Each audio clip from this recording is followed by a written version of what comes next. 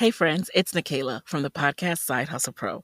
I'm always looking for ways to keep my kids entertained without screens, and the Yoto Mini has been a total lifesaver. My kids are obsessed. Yoto is a screen-free audio player where kids just pop in a card and listen. Hours of stories, music, podcasts, and more, and no screens or ads. With hundreds of options for ages 0 to 12, it's the perfect gift they'll go back to again and again. Check it out at yotoplay.com. YOTOPLAY.com. This Halloween, what's under your costume might just steal the show. Wait, is that glow-in-the-dark underwear? Booyah! MeUndies has dropped their spookiest collection yet. Glow-in-the-dark undies and PJs so comfy, it's scary. Tricks, treats, and buttery soft briefs. Exactly. To get cozy and spooky for less, go to MeUndies.com/trickortreat and enter code TRICKORTREAT to get 20% off your first order. That's 20% off your first order at MeUndies.com/trickortreat. Code TRICKORTREAT. MeUndies. Treat yourself. Hey, Ryan Reynolds here from Mint Mobile. Now, I don't know if you've heard, but Mint's premium wireless is $15 a month. But I'd like to offer one other perk. We have no stores. That means no small talk. Crazy weather we're having. No, it's not. It's just weather. It is an introvert's dream. Give it a try at mintmobile.com/switch. Upfront payment of $45 for 3-month plan. $15 per month equivalent required. New customer offer first 3 months only. Then full price plan options available. Taxes and fees extra. See mintmobile.com. Hey friends, it's Nikayla from the podcast Side Hustle Pro. I'm always looking for ways to keep my kids entertained without screens, and the Yoto Mini has been a total lifesaver. My kids are obsessed. Yoto is a screen-free audio player where kids just pop in a card and listen. Hours of stories, music, podcasts, and more, and no screens or ads. With hundreds of options for ages 0 to 12, it's the perfect gift they'll go back to again and again. Check it out at yotoplay.com. YOTOPLAY.com. This Halloween, what's under your costume might just steal the show. Wait, is that glow-in-the-dark underwear? Booyah! MeUndies has dropped their spookiest collection yet. Glow-in-the-dark undies and PJs so comfy, it's scary. Tricks, treats, and buttery soft briefs. Exactly. To get cozy and spooky for less, go to MeUndies.com/trickortreat and enter code TRICKORTREAT to get 20% off your first order. That's 20% off your first order at MeUndies.com/trickortreat. Code TRICKORTREAT. MeUndies. Treat yourself.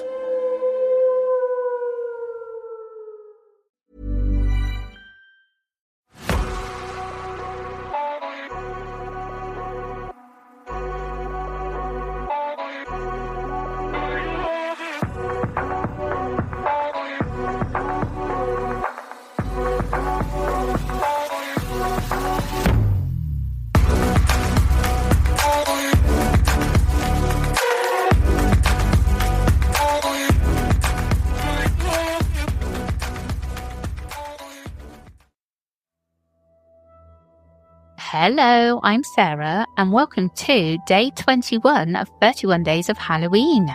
I've got 2 spooky stories to share today. I'll get straight into them. Are you ready? For the first story. My dad walked into the woods in a trance. We found him at an old graveyard. He said he was taken to a tree that holds the key to heaven. This happened a few years ago, and I can't stop thinking about it. My dad has a history of mental health struggles, but nothing like this has ever happened before. He wasn't in a bad place mentally at the time, and nothing in the days leading up to it suggested he was unstable or delusional.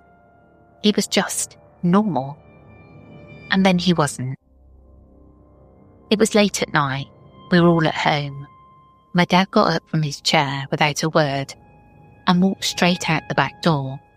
Not fast, not panicked. Just like he was going somewhere he already knew. We walked after him, but he didn't respond. After a few minutes, when he didn't come back, we went looking. We found him about half an hour later. He was standing in an old overgrown graveyard that's deep in the woods behind our property. He had no shoes on. He was standing completely still between two headstones with his eyes wide open, just staring at something none of us could see. He didn't respond when we spoke. He didn't even blink. We were about to call 911, and suddenly he gasped, looked right at us and whispered, "I almost had it." When we got home, he was quiet for a while. Then he started talking. Not scared, not confused, just flat and calm, like he was describing something that had already happened. He said someone had walked him into the woods. He doesn't know who or what it was, only that it didn't feel human. But it didn't feel threatening either. It felt old, he said, like it had always been there. He said the woods changed. The trees weren't right. The sky was blank. And in the middle of everything was a huge tree. Dead looking, but alive. No leaves, just keys. Hundreds of them, maybe thousands, swaying gently even though there was no wind. Each key was different. Some were small and silver, others were rusted, old-fashioned, even handmade. He said every person has a key, and you have to catch yours to get into heaven. There were other people there, standing around the tree, not talking, just watching. A Civil War soldier, a woman humming, a child holding nothing in their hands. They weren't ghosts exactly. They weren't alive either. He said they looked like people in waiting. The tree started shaking. He said his key began to glow, not with light, but with recognition, like it knew him. He tried to climb, tried to reach it, but right before he could touch it, he heard us calling him from the woods, and everything stopped. He doesn't know if he was supposed to come back. He doesn't know if he failed something. But the part that chills me is what he said last. I wasn't scared. I think I'm supposed to go back someday. This wasn't a hallucination. This wasn't just an episode. I saw the look in his eyes when we found him in that graveyard. He wasn't there. He was somewhere else. I've tried looking into stories of trees with keys or visions like this, but haven't found much. Has anyone else heard of something like this? I don't know if it was spiritual, paranormal, or something else entirely. I just know it felt real, and I believe him. Edit. We have concluded that it was a mental health issue. He has had help since then. Nonetheless, it's terrifying. Now, I know the author said at the end of this story that it was actually a mental health episode, but there was just something really freaky, or I found it freaky, about this story. And I think if it was one of my parents, just imagine how frightening that would be. Because I think if it was me, it would have started, affecting my mental health.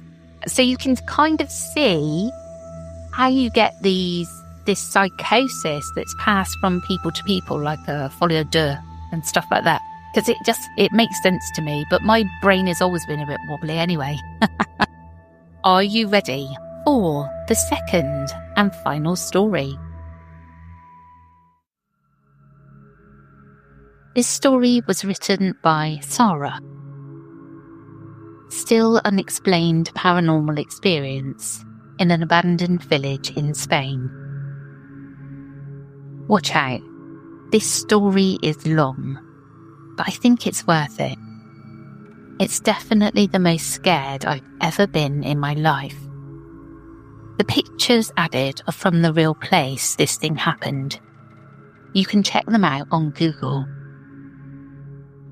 To put this in context, my school won a government grant where they could choose 25 of us to take on a trip to an abandoned village in Spain.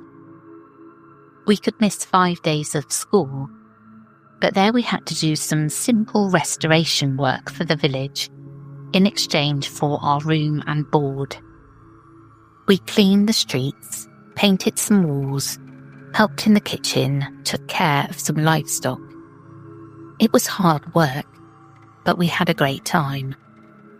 The village is called Granadilla in Cáceres, in case anyone wants to check it out online. The programme was called Programme for the Recovery and Educational Use of Abandoned Villages, PRUEPA. As a brief history of the town, it's located on the banks of a reservoir that flooded the town in the 1960s. The inhabitants who refused to leave drowned. Anecdotally, the old cemetery remains underwater today. The first night, the councillors who lived there during the camp took us to the new cemetery to tell us ghost stories from the village.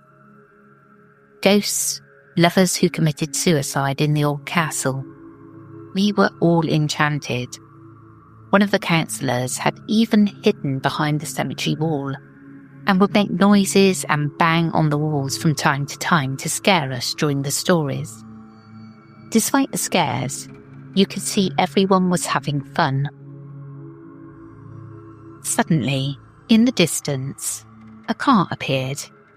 It's a fairly inhospitable part of Spain, so the road has no street lights. We only saw what our flashlights illuminated. And now, the headlights of that car. I remember the way the councillors looked at each other when they saw it. Granadilla is far from any other town. There are no shops or houses nearby. I think there was nothing for a 20-minute radius. That road only led to the town, and there were all of us who should have been there. 50 kids in total, us and another school, 4 teachers and 3 councillors from the town. So, who was driving at midnight on that road that leads nowhere? The car drove very, very slowly, almost to where we were standing. We all thought it was a joke from our instructors, but the truth is, they were acting pretty good about it, because you didn't see them smile or even break their temper at any point. They looked at the car in surprise and tried to continue telling us the story. The car stopped near us, turned around, and went back the way it had come, disappearing again in the distance. We continued to giggle, thinking it was a little skit to scare us. A few minutes later, the car appeared again, but this time followed by another. Both were completely identical. White, those old-fashioned cars that look almost square. Both were driving extremely slowly, tailgating each other, as if in a parade. I remember one of the monitors signalling to another if he knew who they were. Both shook their heads. The cars did the same again. They got very close to us, waited a few seconds, and then turned back the way they had come. Some of the kids started asking them who they were, clearly a little nervous. The monitor who was inside the graveyard came out too, looking at the spot where the cars had disappeared again. No one seemed to know anything, and our teachers also started asking them if there were people hanging around here. Then, for the third time, the cars reappeared. Now there were 3 of them, again identical. They did the same thing. They drove slowly, one behind the other, but this time they parked in a small gravel area at the side of the cemetery, about 50 metres away from us. They turned off their engines, opened the doors simultaneously. This is where I started to get scared too. And 3 figures, about the same height and build, got out and stood there staring at us. I say staring at us because that's what it seemed. The truth is, I never managed to see their faces or any human features. My teacher then started telling us to stand up. We all started following the counsellors back to the village. Our teachers watched our backs and asked us to stay calm. I walked beside one of the teachers teaching me, and I heard a counsellor tell him, "This isn't our business anymore. That would be out of line with the kids." When we arrived at the village, the monitors closed the gate leading into Granadilla and asked us to remain calm. The village is walled, and the only access was that one, which was already closed. Whoever the cars were, we were already out of their reach. I remember how scared some of my classmates were when they went to bed that night. A couple of them even cried next to their teachers, who assured them it was definitely a joke. However, no one seemed to believe this theory.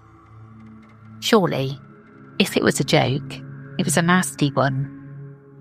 Still, we were able to enjoy the rest of the week without any more scares or strange people hanging around. In the village, no place had been built for the kids who went camping there to sleep, so we stayed in the old houses of the inhabitants. Those that had 2 rooms had been emptied to make room for 12 beds in each house for us, 6 beds in each dorm. We had a great time, worked hard and explored every corner of the place, both day and night. We arranged fake weddings, snuck out to stargaze, or bother the cattle at night. You know, the kind of thing 16-year-olds do when they have a town all to themselves for a week. By the time we reached our last night there, we were all exhausted. Some had barely slept in a week, with so much hustle and bustle, and the physical labour we were doing during the day was clearly starting to take its toll on our spirits and our bodies. So, when we finished dinner that night, almost all of us kids went home. We know that some of them did stay and chat with the students from the other school, but around 1 a.m, the whole town was quiet. It was easy to hear anyone who had skipped bedtime, because our room had a large window that we left open at night to let in the fresh air, and consequently, any noise from outside. Nothing could be heard outside that night. I couldn't sleep, which is something that happens to me a lot when I'm excited about something. I'd had a great time, so much so that I seemed to have forgotten about the car incident from the first night. I'd met some great people, and I'd loved working in the village. So even though my colleagues were already asleep, I was still thinking about everything we'd done. That's when I heard the door downstairs open. It's an old door, one of those heavy ones that drag on the wooden floor when opened. Impossible to be discreet. I was surprised to hear it open, because I hadn't heard anyone pass under our open window. I assumed they were our teachers, trying to figure out if everyone was already in bed and resting, or trying to catch the guys who usually tried to sleep with their girlfriends while camp was going on. Anyway, I was surprised because they had never come to our house. We'd never made any fuss, and honestly, we were usually so tired that we turned off the lights pretty soon after dinner. Whoever was downstairs slowly started to climb the stairs to our room. On the landing, there were 2 doors facing each other, the one belonging to the girls from the other school and ours. The wood creaked beneath their feet as they walked very slowly.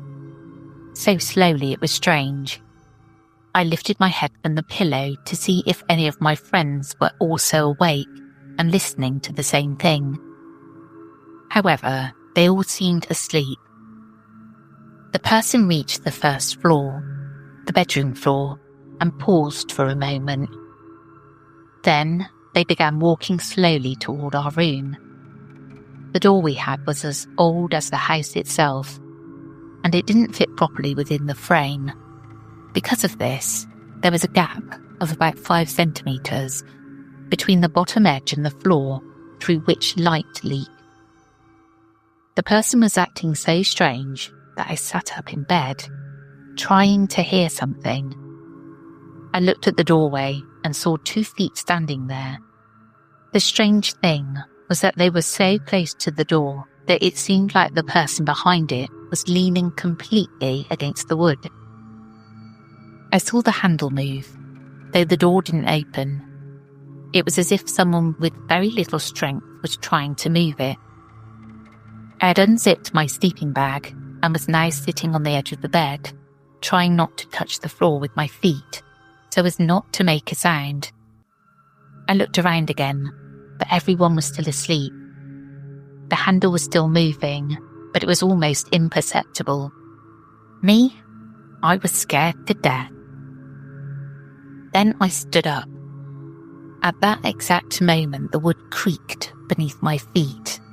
The person or thing, I couldn't say exactly what it was, shot down the stairs. The strangest thing was the speed at which it did it, a superhuman speed that made me shiver. I remember going extremely cold and paralysed.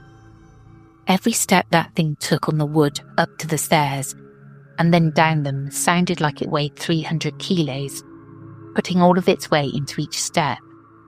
It seemed to have been running for its life, going down those stairs, due to the strange speed that to this day I still can't recreate.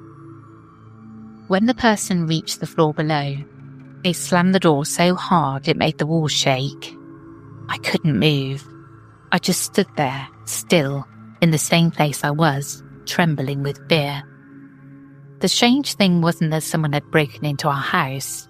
It could have been any kid, any teacher. Maybe someone was trying to play a trick on us. The point was that no kid or adult could have run that fast, making that much noise down those stairs. Nor would anyone slam the door, which I felt could have been heard all over town. Even though I waited a moment to try and listen through the window, no one seemed to be outside. I heard no footsteps on the gravel driveway, no laughter, no one entering the adjoining houses. I woke my classmates up crying and told them what had happened. Together, we went out in our pyjamas to see if anyone was around the house, or if we saw any lights on in any of the other kids' houses. Nothing. We even went to our teacher's place to ask if it was them, but they were also in pyjamas and clearly sleepy. I don't know how many times I've told this story, how many times I've gotten goosebumps remembering it. I don't know what it was that entered our house in that village that night, but it wasn't human. Years later, Granadilla appeared on a famous Spanish television program about paranormal events called Cuatro Milenio.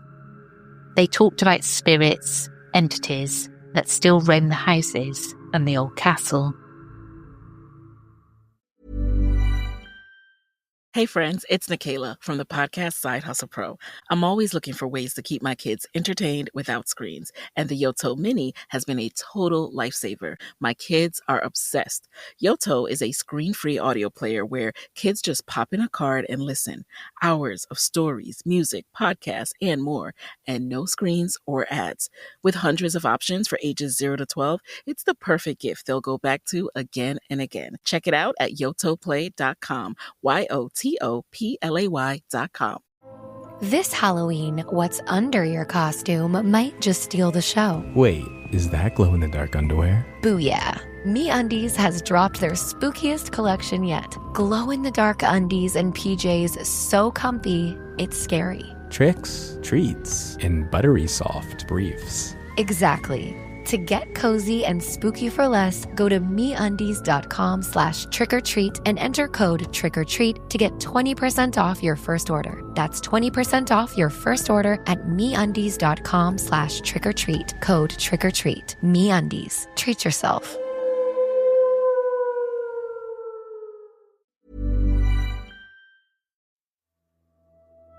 It really would have freaked me out to have those cars do what they did, coming back and forth and then more. and then people coming out of the cars in this like empty, deserted village. How scary is that? No matter what they are, whether they're real people or some kind of paranormal activity, that's really frightening.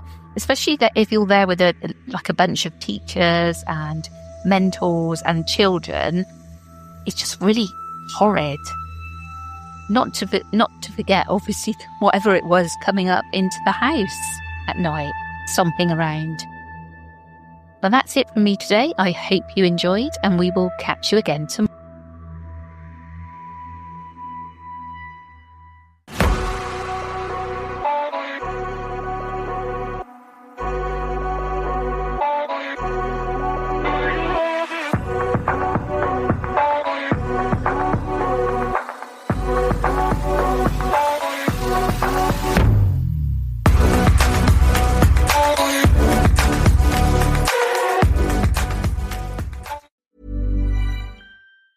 Hey friends, it's Nikayla from the podcast Side Hustle Pro. I'm always looking for ways to keep my kids entertained without screens, and the Yoto Mini has been a total lifesaver. My kids are obsessed. Yoto is a screen-free audio player where kids just pop in a card and listen. Hours of stories, music, podcasts, and more, and no screens or ads. With hundreds of options for ages 0 to 12, it's the perfect gift they'll go back to again and again. Check it out at yotoplay.com. YOTOPLAY.com. This Halloween, what's under your costume might just steal the show. Wait, is that glow-in-the-dark underwear? Booyah. MeUndies has dropped their spookiest collection yet. Glow-in-the-dark undies and PJs so comfy, it's scary. Tricks, treats, and buttery soft briefs. Exactly. To get cozy and spooky for less, go to MeUndies.com/trick-or-treat and enter code TRICKORTREAT to get 20% off your first order. That's 20% off your first order at MeUndies.com/trick-or-treat. Code TRICK-OR-TREAT. MeUndies. Treat yourself.